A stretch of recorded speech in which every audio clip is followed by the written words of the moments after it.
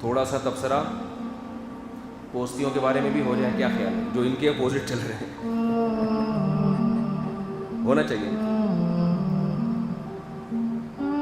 پہلے میں بتا دوں حضرت یہ کیوں کرتے تھے، یہ میں یہ سمجھانے کے لیے کہ ٹائم آپ کے پاس جو بوتل بھری ہوئی ہے نا، جو دراز بھری ہوئی ہے، آپ حضرت جو ہمارے تھے ان کے اسکیجول میں، ان کے ٹائم میں کوئی دراڑ نہیں ڈال سکتا. بڑے بڑے لوگ ملاقات کے لیے آتے، حضرت فرماتے میرے پاس ملنے کے لیے ٹائم نہیں ہے. وجہ بتاؤ، کوئی اتنی قیمتی وجہ ہو کہ اس میں سے کسی چیز کو بوتل سے باہر نکال دوں اور اس کو ٹائم دے دوں تو میں دوں گا. اس سے زیادہ اگر قیمتی نہیں ہے تو میرے پاس ٹائم بولو نہیں. ایک دن کیا ہوا، جو حضرت کی مجلس ہوتی تھی اس میں کسی نے نظمیں سنانا شروع کر دی حضرت کو.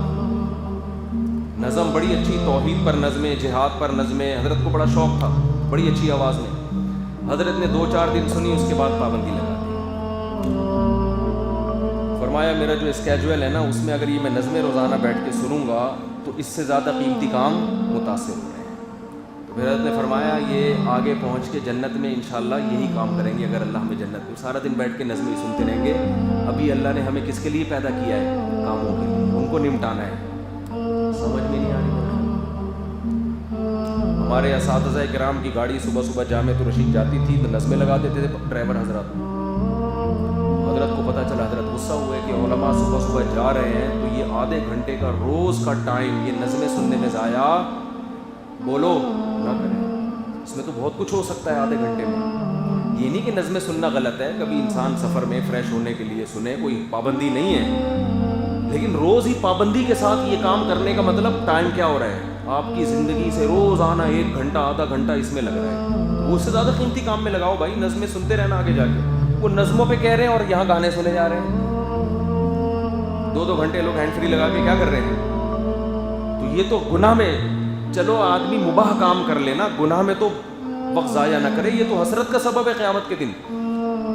تبھی میں حیران ہوتا ہوں لوگ کیسے دیکھتے تھے گھنٹوں گھنٹوں کی فلمیں بیٹھ کے، کیسے ڈرامے دیکھتے ہیں. مجھے ارطغرل ڈرامے کے لوگوں نے بڑے فضائل سنائے اور کوئی بے حیائی نہیں ہے اور یہ نہیں، اور اتنا ہسٹری. میں نے اس نیت سے تھوڑا سا دیکھا گھر والوں کے ساتھ کہ ہسٹری کے بارے میں مجھے ڈرامے کے ذریعے پتہ چل جائے.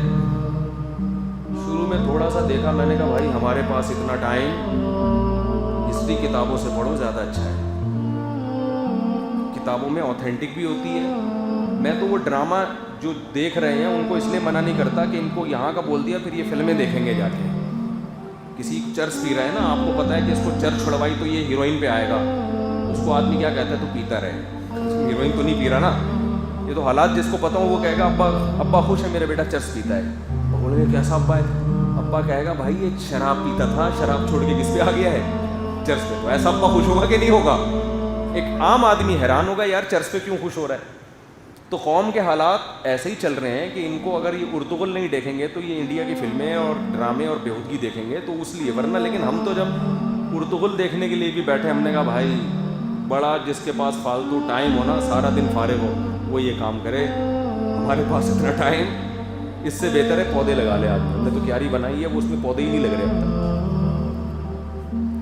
وہ ایک پھر میں نے فون کر کے پودا منگوایا رات کی رانی کا کہ یار اسٹوڈیو میں خوشبو آیا کرے گی، وہ لگا دو. وہ تھیلی لے آیا، رکھا. اب اس کو لگائیں کس وقت؟ وہ رکھے مارکیٹ سے پتہ نہیں کون شارٹ ہی ہو گیا، کون اٹھا کے لے گیا اس کو. پھر میں نے ایک دن میں نے کہا یار اب جا کے لگاتا ہوں.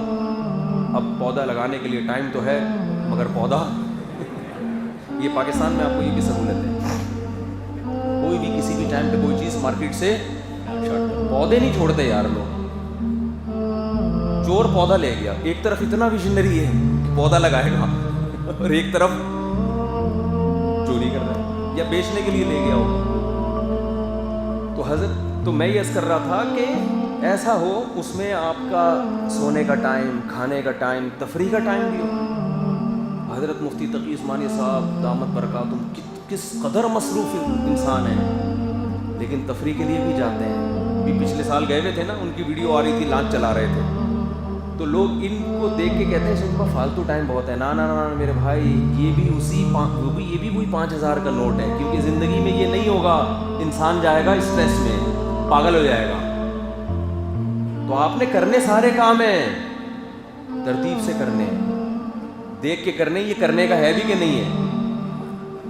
تو پتہ نہیں لوگ کیسے دیکھ رہے ہوتے ہیں, ویڈیو گیم کیسے کھیل رہے ہوتے ہیں, حیرت ہو رہی ہے. ہم تو اللہ سے دعا کرتے ہیں اللہ جتنی زندگی ملی ہے نا اس کو کسی طرح روک لے, گزرے نہیں. یہ بہت سے کرنے کے کام ہیں جو ہمیں کرنے کا ٹائم نہیں مل رہا.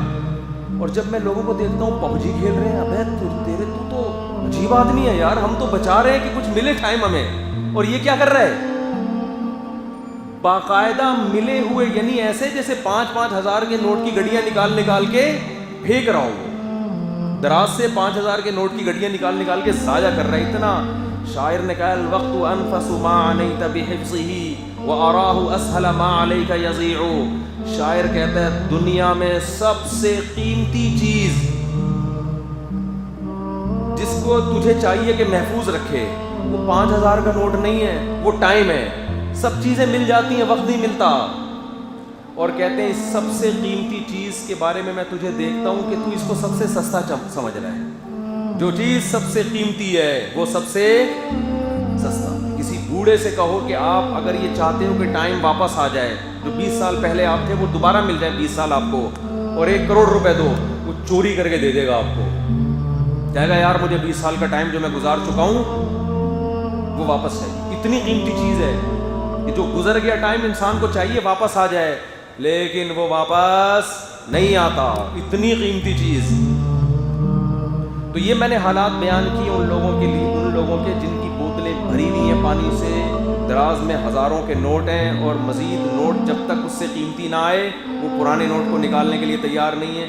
ان کا اسکیجول ایسا ہے, وہ کہتے ہیں اس میں اگر کوئی اس سے زیادہ قیمتی کام آئے گا تو ہم کریں گے, نہیں آئے گا تو ہم نہیں کریں گے.